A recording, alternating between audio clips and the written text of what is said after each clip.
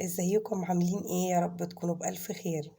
انا ياسمين فتحي ودي قناتي. لو اول مرة تشوفيني يا ريت تشتركي وتفعلي الجرس عشان يوصلك مني كل جديد.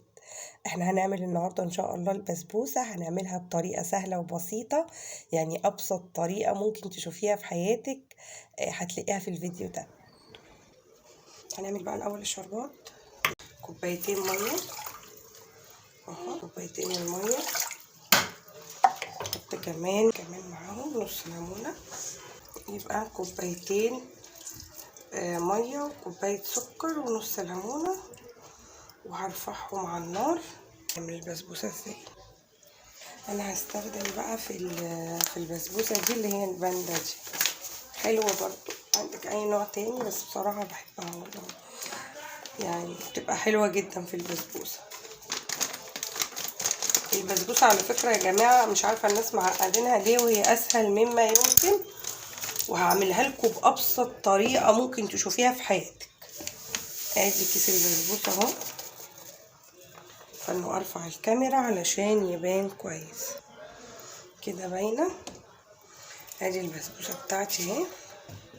احط لها ايه بقى؟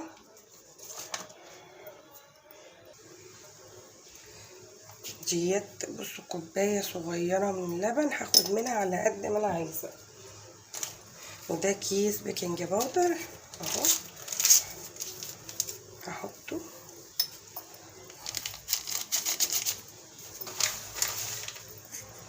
واقلبها. متاخدش اي حاجه خالص الا اللي بقول لكم عليه ده، كيس بيكنج باودر، كوبايه كده صغيره من اللبن الدافي، ومعلقتين سمنه. ادي معلقتين السمنه اهو، معلقتين صغيرين مسيحاهم كده من السمنه.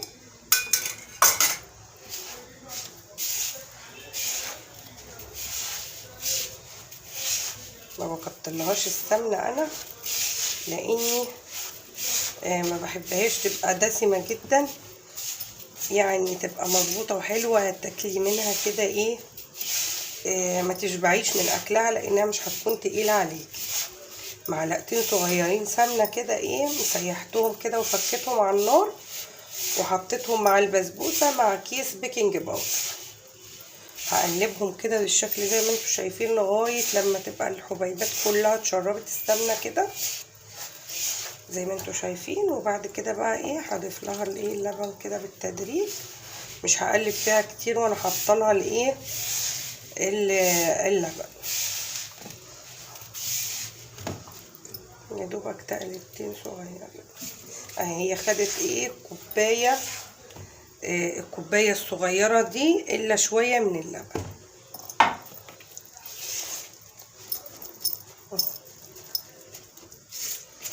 زي ما انتم شايفين القوام بتاعها اهو.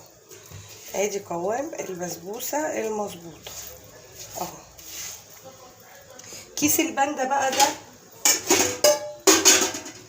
بيحتاج صينيه قد دي الصينيه المظبوطه اللي هتطلعها معاكي مظبوطه كده. ادي مقاس الصينيه اهو، اللي هي الصغيره دي، اللي هي اصغر مقاس اهي. والله ما عارفه دي مقاس كام، بس الصينيه الصغيره خالص دي. لو انت عايزه بقى تعملي كميه كبيره بتضعفي الكياس دي، يعني بتحطي كيسين وتعملي صينيه كبيره. هدهنها سمنه، همسحها الاول من الميه وبعدين ادهنها سمنه. ادهنها كويس كده بالسمنه. ابتدي بقى ايه، انزل بالبسبوسه بتاعتي. شايفين قوامها عامل ازاي اهو، تقيل، لا تقيل ولا خفيف، يعني ايه مظبوط. الكيس اللي بقول لكم عليه الباندا ده بياخد كوبايه صغيره من اللبن الا شويه. تمام اهو.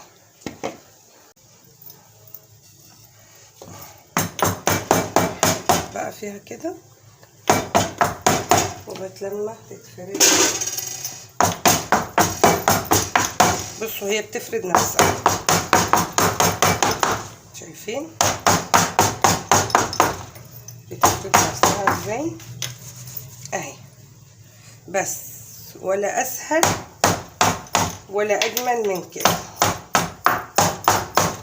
شايفين؟ هدخلها الفرن واوريها لكم لما تطلع.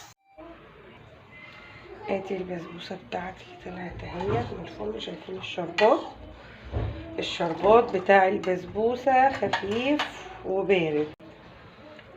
احط بقى شويه كده بشويه. بسم الله. شايفين؟ طالما بتشربوا كده معايا يبقى كله تمام. بسم الله الرحمن الرحيم. طبعا انت بتحطي الشربات على حسب انت بتحبيها مسكره ازاي. هبتدي بقى ايه اغطي. لازم اغطيها علشان تطلع طريه وحلوه معايا. هسيبها بقى شويه كده 10 دقايق ربع ساعه، واجي بقى نقطعها مع بعض تكون هديت وبقت جميله. شايفين الجمال؟ بسم الله ما شاء الله. بسم الله ما شاء الله. والله ما استنوا عليها وكلوا منها. بصوا حتى ما استنوش لما انا اصور. بصراحه اي حد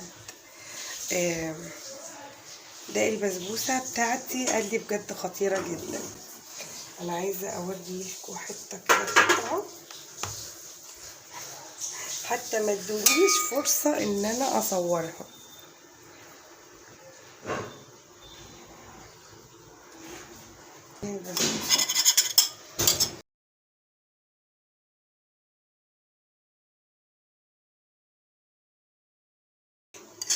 بصوا طالعه عامله ازاي. بسم الله ما شاء الله. خطير بجد. عملنا بقى البسبوسه مع بعض بابسط مقادير ممكن تشوفيها. ما تكلفتش اي حاجه خالص. هو كيس البسبوسه، وكمان حطينا عليه معلقتين سمنه بس وكيس بيكنج باودر، والكوبايه الا شويه لبن اللي انتوا شفتوها الصغيره دي. يعني غير مكلفه ومش معقده ومقادير كتيره. لا دي ابسط طريقه ممكن تشوفيها. والشربات بتاعها خفيف زي ما قلت لكم، ووريت لكم الشربات بنعمله ازاي. يا رب الوصفه النهارده تكون عجبتكم وتكون نالت رضاكم. جربيها واكتبي لي في التعليقات اذا كانت عجبتك. استنيني في وصفه جديده وفيديو جديد. اترككم في رعايه الله وامنه، والسلام عليكم ورحمه الله.